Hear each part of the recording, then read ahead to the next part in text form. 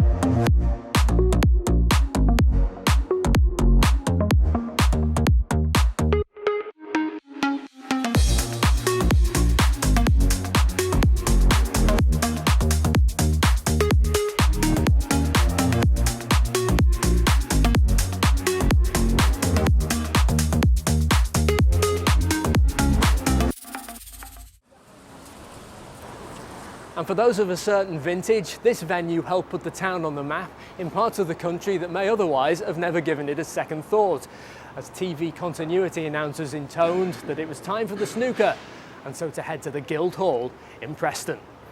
The UK Snooker Championships was an event staged here for almost 20 years after it first arrived in 1978. Even against the backdrop of tough economic times, there seemed to be no stopping the Guildhall, and there was nothing to suggest there ever would be.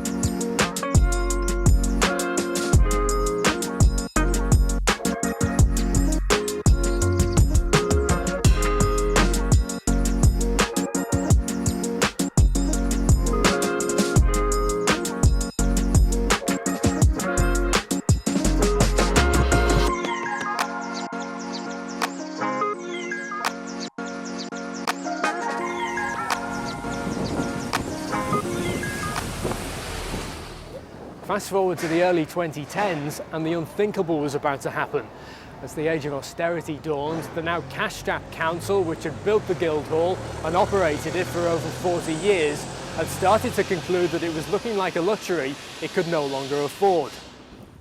As the town hall across the road reassessed how it delivered even frontline services, basics like looking after parks and deciding planning applications were deemed bigger priorities than staging shows. And so in 2013, the talk was not just of bolting the doors, but perhaps even demolishing what was by now an iconic building and an integral part of life here.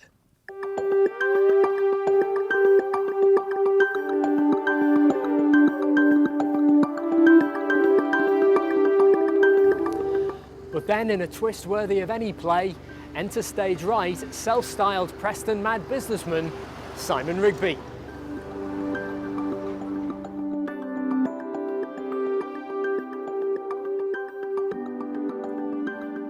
With the hall hemorrhaging £1 million a year in running costs, which the council couldn't carry on subsidising, Mr Rigby took it off their hands. for a quid. And the future seemed bright again, with plans to invest in one of Preston's key visitor attractions. In 2017, after 3 years in charge, Simon Rigby still had high hopes for the Guildhall and the Level entertainment complex that was about to open within it. In an interview with the Lancashire Post that year, he also explained why he believed the venue had a vital role in boosting the wider city centre economy.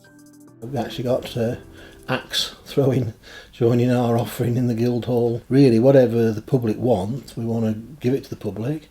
The public are responding, and therefore we want to give them more of it. And that's, if you like, a microcosm of the upward spiral which Preston generally finds itself in. But lots of the people who are coming to us are dining elsewhere in town and are travelling into the city centre. So hopefully we're all getting into a virtuous circle together on this, and hopefully making the city centre attractive to people again. And so the show went on, but there was trouble waiting in the wings. 2019, and reports began to emerge of disgruntled creditors, 200 of them, including West End producers and comedy promoters who, according to the Stage Trade Mag, were owed a total of more than £4.5 million by the company behind the Guildhall. Simon Rigby would later say he had lost £6 million during his time in control of the venue. Profitability and sustainability were, it seems, still proving elusive amidst the stardust. And so the time had come to turn another page in the Hall's history, with Mr. Rigby poised to hand it over to a specialist live events company. But with that deal held up following the death of the firm's owner in a car accident, the Hall suddenly shut up shop in May. It came as a huge shock to the city, but within a month, Mr. Rigby was declaring that the venue was back in business. Yet less than 24 hours after that hopeful announcement, administrators said there would be no reopening, and the council swooped to retake control of the building, alleging breaches of the 999-year lease agreement, something Mr. Rigby strenuously denied. With the council having neither the cash nor the inclination to start running the Hall again, the hunt was on to find another new operator. But a legal wrangle over the circumstances in which the authority had reacquired the venue meant that the doors stayed firmly shut. But that was only temporary, right? That's certainly what the city hoped, but weeks became months and months turned into years, and it started to feel like the curtain had come down on this place for good. Then, August 2020, and tragedy. Simon Rigby died suddenly at the age of just 58, a very personal loss for his family and friends, but one which also had implications for the venue he had hoped to salvage. Shortly before his death, Mr. Rigby told the Lancashire Post that he was planning to sue Preston City Council for £9 million, more than a third of the authority's total annual budget. With the council unable to offer anything like a running commentary on what was happening, the Hall was left in a legal limbo, the public largely in the dark. Simon Rigby's estate decided not to continue with the case that he had brought against the council, but more than a dozen other claimants who said that they had lost money decided to press on with their action.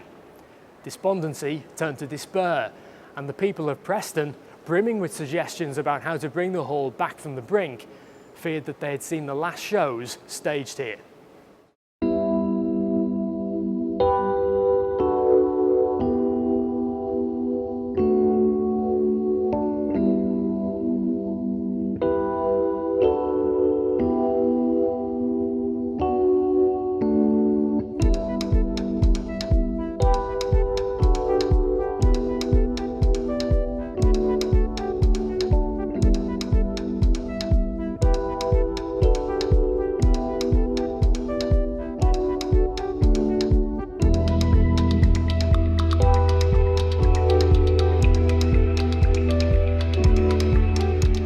In recent years, the arcade, littered with empty units even before the Hall's closure, has remained open, and the Harris Library has moved into a temporary home here.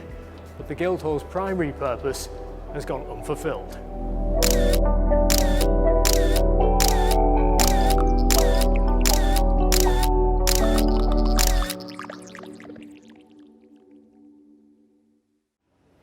But then in March this year, a breakthrough. The council has finally settled with all the people who are still bringing action against it, although the terms of the deal remain confidential and so the cost to the public purse unknown. But council officers here have already started to draw up options for how to give the Guildhall the long-term future that the whole city wants it to have. However, that could yet be a lengthy process. Panto at the Guildhall this Christmas? Possibly not. But politicians here are soon going to have a big decision to make about what to do next.